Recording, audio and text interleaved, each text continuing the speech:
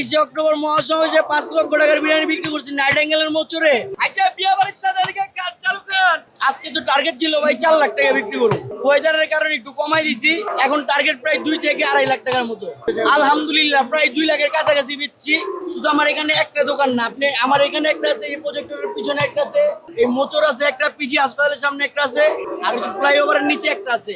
প্রায় আমরা 15-16 পাতিল খাবার নিয়ে আসছি। আলহামদুলিল্লাহ প্রায় কাছে হয়ে গেছে, আর অল্প কিছু খাবার আছে আমাদের এখানে। আমার জন্য খুবই ভালো। কথা আছে না, কারোর জন্য রহমত, কারোর জন্য গজব। দেখা যায় আমরা হলো প্রকৃত বাবুর্চি কাজ করি, যেমন বিয়ে শাদীর অনুষ্ঠানে কাজ করি। তো এটা আজকে বাচ্চারা আমাদের শুক্রবার বৃহস্পতিবার তখন কাজটা থাকে, কিন্তু আজকে রবিবার, ওই হিসাবে একটা গ্যাপ পাইছি। এটা ব্রয়লার মুরগির বিরিয়ানি। আমি মোট 260 কেজি চালের পোলাও পাকাইছি আজকে, আর মুরগি হলো 180 কেজি, আর এখানে আলু আছে 90 কেজি।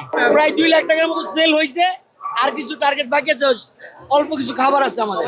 আলহামদুলিল্লাহ আমি তো আজকে থেকে বিক্রি করি না ভাইয়া, বিগত আন্দোলন 28 অক্টোবর 5 লাখ টাকা বিক্রি করছি বিরিয়ানি। 28 অক্টোবর মহাসমাবেশে 5 লক্ষ টাকার বিরিয়ানি বিক্রি করছি নাইট অ্যাঙ্গেলের মোচরে।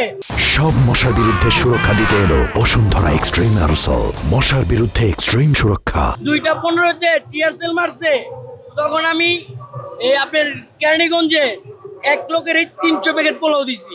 উনি 21,000 টাকা আমার হাতে দিছে। ওনার 300 প্যাকেট পোলাও ওনার লোক আসার জন্য ওয়েট করতেছে, আমার গাড়ির নিচে রাখছে। ওই গাড়ির উপর দিয়ে আমি উঠাই, ওই পোলার উপর দিয়ে গাড়ি উঠাই দিছি, কারণ জানো তো বাঁচাইতে হবে।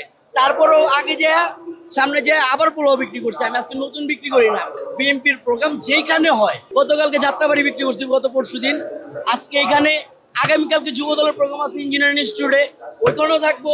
আরো বড় সমাগম, মানে আরো বড় আয়োজন নিয়ে 6 তারিখে আজকে মুরগির বিরিয়ানি আছে, 6 তারিখে আমরা মোরগ পোলাও নিয়ে আসবো।